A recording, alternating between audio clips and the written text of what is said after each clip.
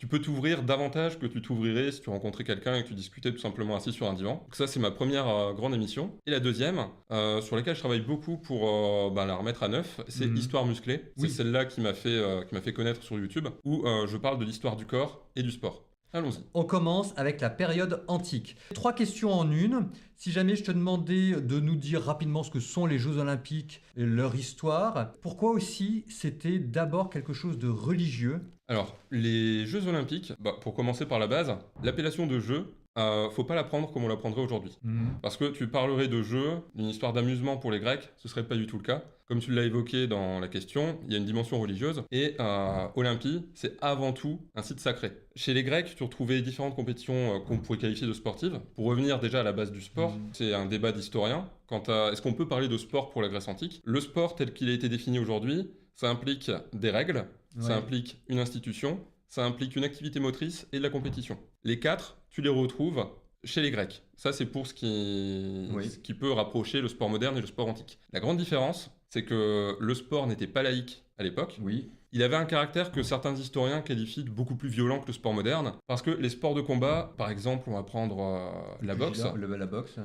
tu n'avais pas de round, tu n'avais pas de limite de temps. C'était uniquement l'abandon. Parce que les Grecs, tu retrouves cette idée que la victoire ou la mort. C'est quelque chose qu'on a retrouvé notamment sur un épitaphe d'un boxeur à Olympie. Ça pouvait aller jusqu'à la mort, la lutte. Oui, enfin, à Olympie, on a retrouvé justement une tombe où tu avais j'ai demandé ici je ne sais plus quel athlète, il a demandé à Zeus de lui offrir soit la couronne, soit la mort. Et il est mort à Olympie. C'est là-dessus que certains historiens disent que on peut pas parler de sport comme on l'entend parce que c'était beaucoup trop violent. D'un autre côté, tu regardes le sport moderne, tu as le MMA par exemple, où tous les coups sont permis quasiment, et ça ressemble énormément au pancrace tel qu'il était pratiqué chez les Grecs, où les seuls coups interdits c'était dans les yeux, c'était les parties et les doigts dans la bouche. Mais sinon, tu pouvais tout faire. Donc, t'avais un côté très violent. Mais vraiment, ça ne se termine que par abandon d'un des deux adversaires. Donc, soit il est complètement, il bouge plus, c'est fini. Soit il abandonne. Le fait que tu avais ce côté vraiment plus grave dans le sport antique par rapport au sport moderne, c'est que tu avais ce côté religieux, justement. Tu as les compétitions stéphanites. Oui. Stéphanite, ça vient du grec stéphanos, qui veut dire couronne. Ça veut dire que tu récompensais les vainqueurs avec une couronne végétale. Tu n'avais pas de prix d'argent, techniquement. C'était les concours sacrés. Et qu'on retrouve d'ailleurs dans la Bible, Saint Paul parle de la couronne de gloire que Dieu lui donnera. Justement, ce qui caractérise ces concours, c'est que c'est les concours les plus importants de l'Antiquité grecque, mais ce n'est pas ceux où tu vas faire de l'argent. En revanche, c'est les concours sacrés. Olympie, puisqu'on parle des Jeux Olympiques en premier lieu, c'est dédié à Zeus. Les Jeux Néméens, c'est les deuxièmes concours sacrés, stéphanites. Oui. Qui sont dédiés à Zeus également. Tu as les ismiques, qui sont dédiés à Poséidon, et tu as les pythiques, qui sont dédiés à Apollon. Et le plus célèbre, c'est les Jeux Olympiques, c'est à Olympie, à Zeus. C'est ça, parce qu'on a le roi des dieux, si tu veux. Et pour continuer sur cette dimension religieuse, tu as par exemple Hercule, qui est réputé avoir joué un rôle très important dans les Jeux Olympiques. C'est lui qui aurait délimité l'Altis, les dimensions de l'Altis. C'est lui qui aurait ramené du pays des Hyperboréens, donc du nord, l'olivier, qui a servi à faire les couronnes d'olivier. Alors sur cette dimension religieuse, j'avais trouvé, il y avait plusieurs théories. Il y en avait qui disaient que faire des jeux en l'honneur des dieux au mont Olympie, alors ça pouvait être soit un spectacle qui était offert aux âmes des défunts pour les apaiser, ça pouvait être un rite initiatique pour l'arrivée à l'âge adulte et une manière de le confier à Dieu. Ça pouvait être aussi une manière de reprendre les gestes antiques, enfin les gestes mythiques de Zeus qui se bat contre son père Chronos, ou alors de reprendre l'histoire d'Hercule. Il y avait plein de théories pour essayer de trouver le rapport entre la religion et le sport des Jeux Olympiques. Toi, il y en a une qui est ta préférée ou pas là-dedans? Ce qu'on retrouve le plus dans les sources sérieuses, c'est ce qui est lié à la figure d'Hercule. D'accord. La figure d'Hercule, qui était une des deux figures du gymnase. Donc le gymnasium, c'est la salle de sport antique, entre guillemets, et qui avait deux figures protectrices. Donc Héraclès, qui représentait la force, et Hermès, pour les sports de vitesse, plutôt. Si on en reste vraiment aux Jeux Olympiques, l'empreinte d'Hercule est vraiment forte. Il aurait participé au premier jeu. Il aurait gagné notamment le pancrace et la boxe. Pancrace et lutte. Pancrace et lutte en une seule journée. Ce qui fait par exemple qu'un athlète qui réussissait à avoir la couronne en lutte et en pancrace lors de la même Olympiade, il avait le titre d'héritier d'Héraclès ou quelque chose comme ça. Et c'était vraiment un titre olympique que tu décernais en plus à l'athlète. À côté de ça, comme tu dis, par rapport au fait d'honorer les dieux, les Jeux Olympiques s'ouvraient sur une hécatombe. Aujourd'hui, hécatombe, on pense à c'est un massacre, Ouais, ça ouais. s'est mal passé. L'hécatombe, c'est le sacrifice de 100 bœufs. D'accord. Donc tu avais 100 bœufs qui étaient sacrifiés en l'honneur de Zeus à l'ouverture des Jeux. Ça commençait comme ça. Et le dernier jour des Jeux, c'était tu remets le laurier devant le temple de Zeus aux vainqueurs. Et ces derniers gagnaient le droit, par exemple, de se faire ériger une statue du côté du temple de Zeus. Donc tu avais vraiment toute cette dimension. Jusque dans les tricheurs, tu retrouvais à Olympie des statues qu'on appelle les ânes, Oui. qui étaient des statues de Zeus construites pour immortaliser les tricheurs.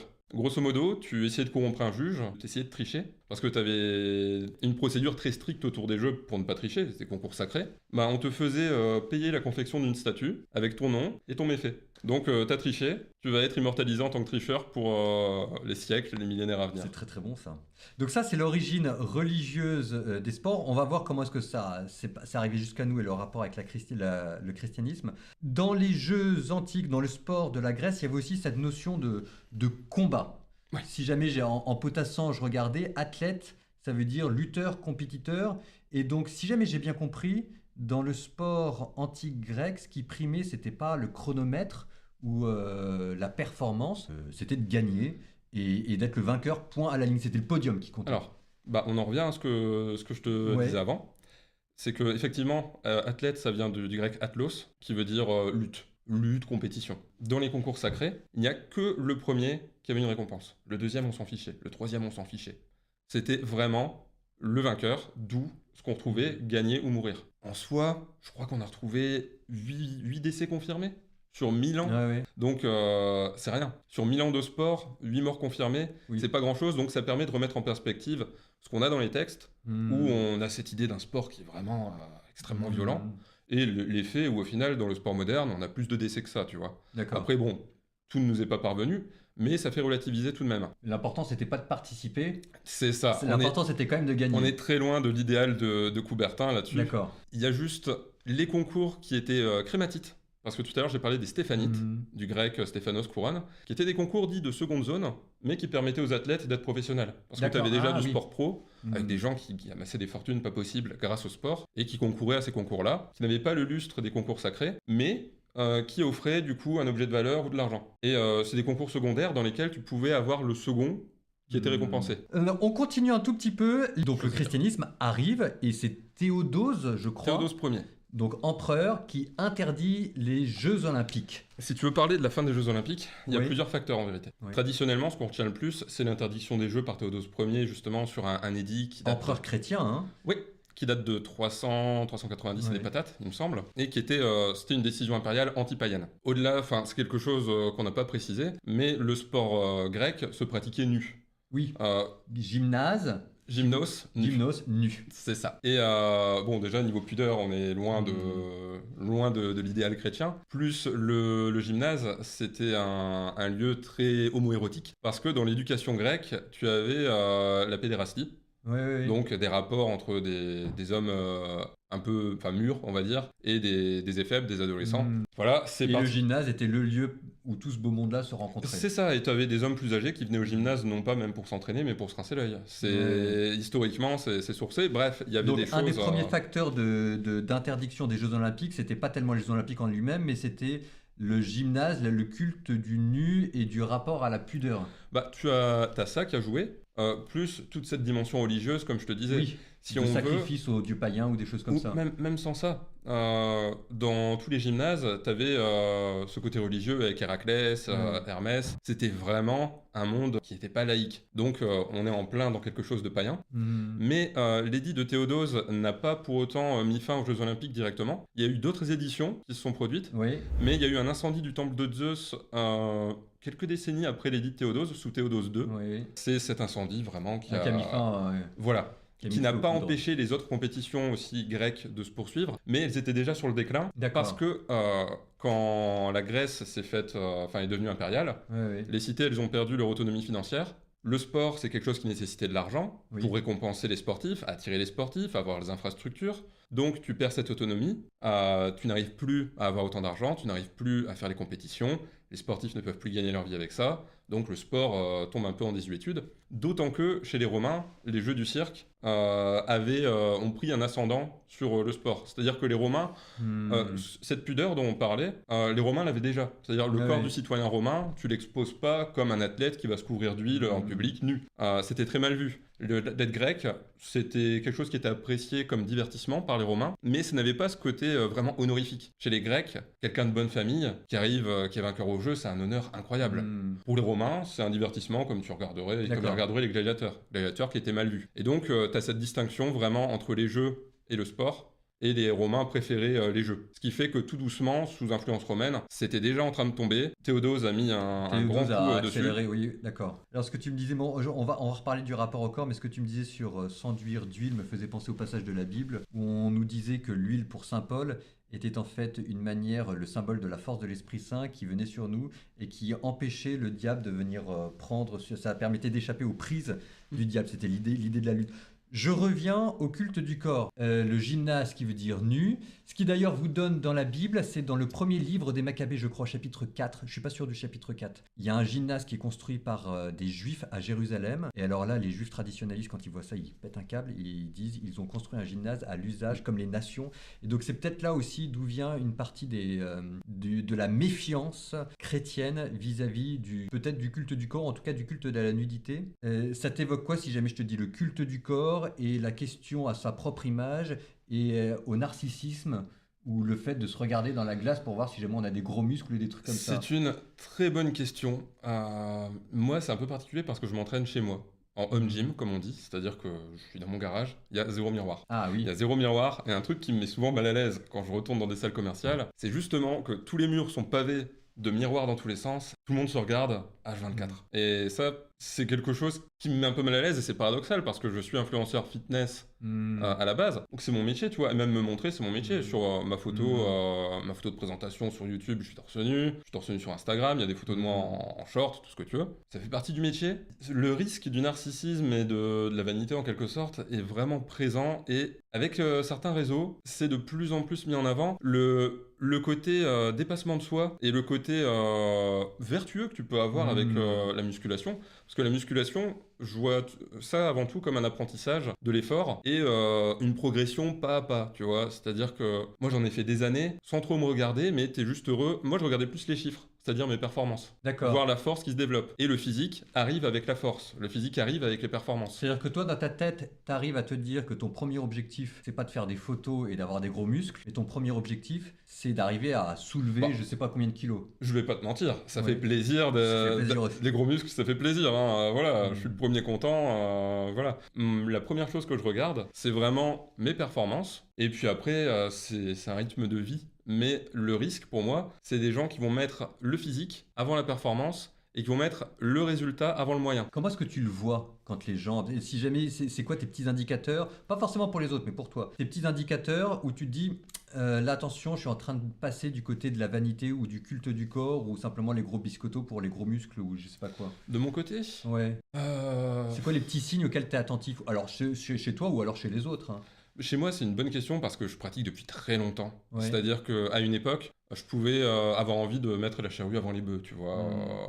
De me plaindre parce que j'ai pas une aussi bonne insertion au niveau du bras que peut avoir le Hmm. voisin. Au niveau génétique, il me manque ci, il me manque ça. J'aimerais bien avoir un petit peu plus de ci, un petit peu plus de pec. Et où tout ça, au final, c'est très superficiel. Hmm. Et tu te rends pas compte de la chance que tu as déjà d'être comme tu es, et tu vois ce qui ne va pas, Ah. tu vois le détail qui ne va pas, mais tu ne vois pas tout ce que tu as déjà. Et tu te rends pas compte déjà de la chance que tu as d'être comme tu es. Plein de gens rêveraient d'avoir ton physique, et toi, tu te concentres sur des détails qui sont insignifiants, que le commun ne verra pas. Là, pour moi, c'est déjà le premier signe de ça dérive. Ah, c'est pas mal ça. Donc c'est un rapport à l'amour de soi. C'est déjà s'aimer tel qu'on est, avec un corps, avec ses petites imperfections, mais qui est quand même globalement une création de Dieu. Surtout quand, objectivement, tu l'as déjà bien travaillé. Oui, oui.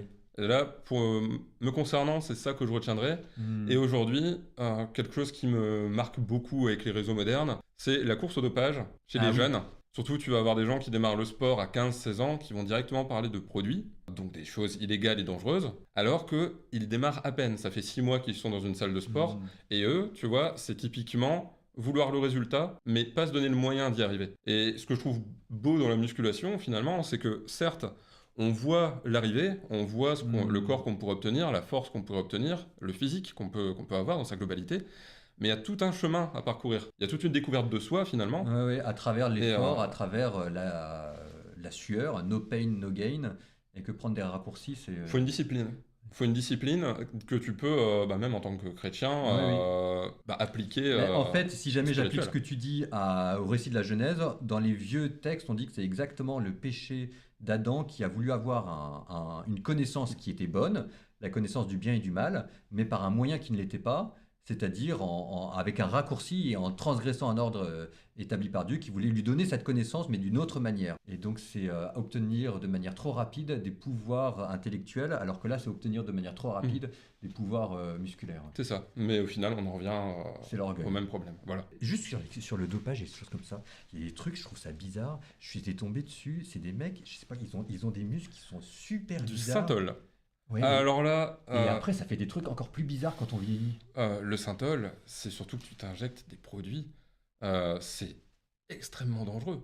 Mais Et c'est du muscle ou c'est pas du muscle? Non, non, c'est un liquide. C'est un liquide que tu t'injectes. Bon, débile de faire Oui. ça. Bah, c'est comme les prothèses, tu vois. Des gens se font mettre des prothèses Ah sous la bon? peau. Ouais. Pour avoir des faux muscles. Pour avoir des faux muscles? Ouais. Bah, ça, c'est le niveau encore plus débile, tu vois. Je veux un corps de sportif sans faire de sport, donc je vais me faire mettre du plastique.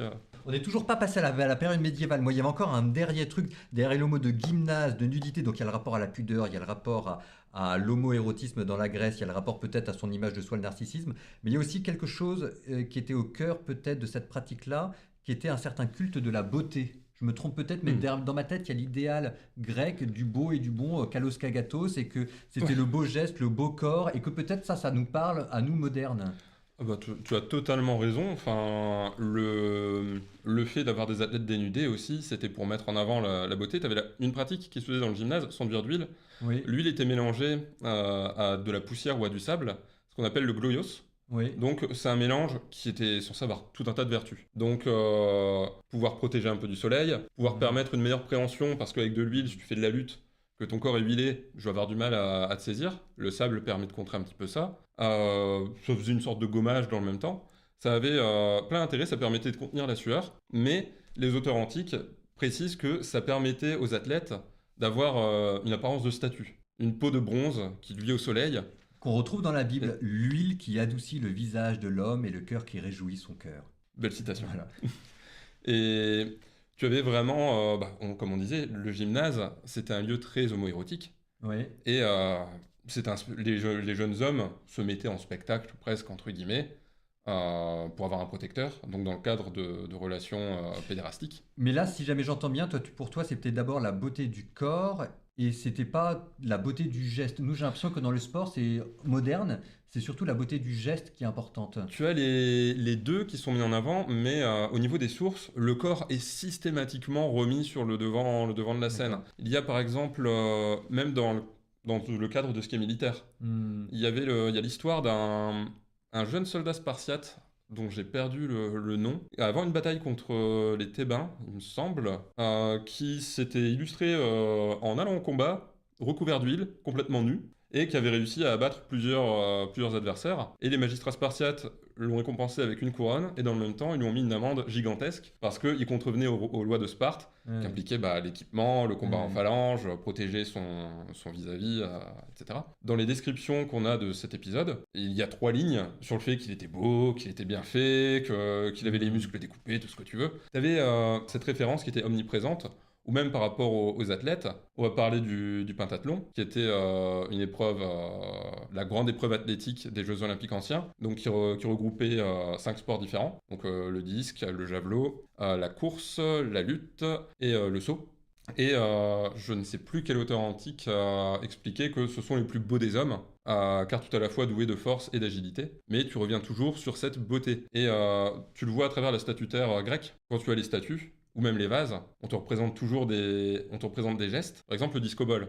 Ouais, ouais. Tu as le geste parfait pour envoyer le disque, mais en même temps, le corps est sculpté, D'accord. le moindre Ouais, détail. ouais. Chez les Grecs, tu avais une sorte d'unité dessus.